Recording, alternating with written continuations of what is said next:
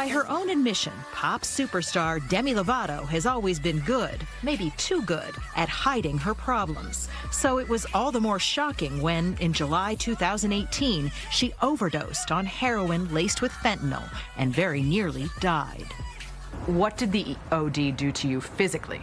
Physically, I woke up in the hospital and I was legally blind. So I literally couldn't see. The OD strokes caused brain damage.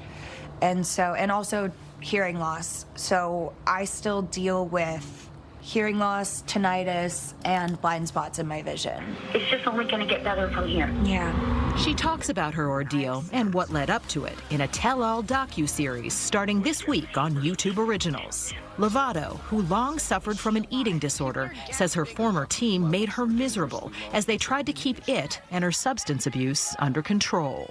You know, it's checking my bank statements to see what I ordered at Starbucks. That's crazy. So even Starbucks, like just to make sure you didn't get what, a full fat latte?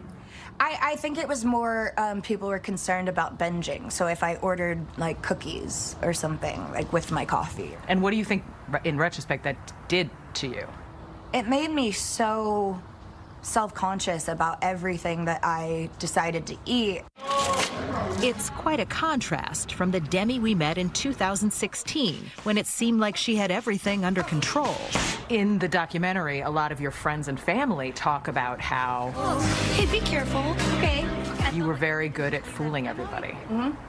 And I feel like looking back on that, I'm like, oh, well, maybe she was fooling me too.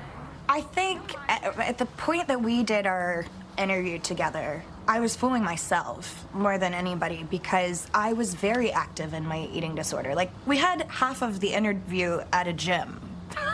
In retrospect, like, anybody that's in recovery from an eating disorder, like, maybe shouldn't put so much emphasis on the gym and so much emphasis on fitness. Won't give up. But now, Demi says she really is in control. And while the road ahead may be bumpy, she's thankful for the storms she's made it through. It was really bad. It was a very eye-opening, traumatic experience for me, but it ultimately changed my life. And I'm grateful for the person that I've become today.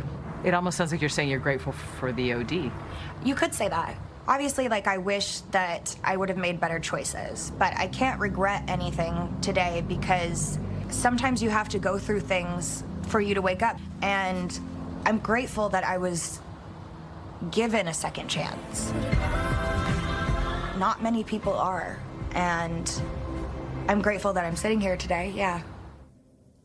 We're all grateful that she's sitting there today. Tracy Smith, it's really good to see you. I thought your piece yesterday was so powerful.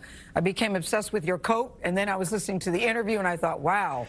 Why is Demi Lovato speaking up now? I know she has a documentary, but why is she choosing now as a time to say her piece? Great question. You know, there was so much speculation about the OD. She wanted to tell the real story. And this is, I mean, this documentary has astonishingly frank interviews with everybody who was close to her, her friends, her family, her assistant who found her clinging to life. She was turning blue. It's truly astonishing to watch it. And by the way, she did tell us that after the documentary, and she talks to us and a few other people, she's not talking about it anymore. Yeah, I think that's probably smart, too. I'm glad you got the interview. Certainly, it seems like you have a history with her. You talked to her back in 2016.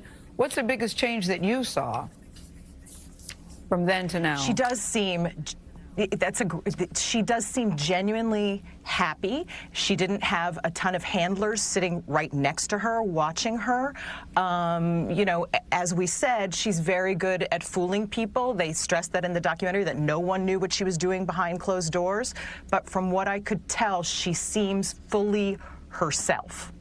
And she seems to be saying she can drink in moderation. I've seen people online saying, I don't know if that's so good. Does she address that in the doc? She does. She calls it California sober, so she drinks and she smokes weed. And also in the doc, she has Elton John saying, frankly, moderation does not work. Yeah. She put that in there. So she addresses it head on, and she knows it doesn't work for everybody. She just knows that she thinks that abstinence did not work for her. Yeah, and she thinks this is a way to go. All right, Tracy Smith, thank you so much for getting up early. Really, really, very well done yesterday. Thanks a lot. Thanks. If you or someone you know is seeking mental health resources, you can call the National Alliance on Mental Illness. They've got a helpline. The number is, and I'm going to say it twice, 1-800-950-6264, 1-800-950-6264. Or in a crisis, please text NAMI to 741-741. And if you couldn't write it down fast enough, we will put it on the website for you.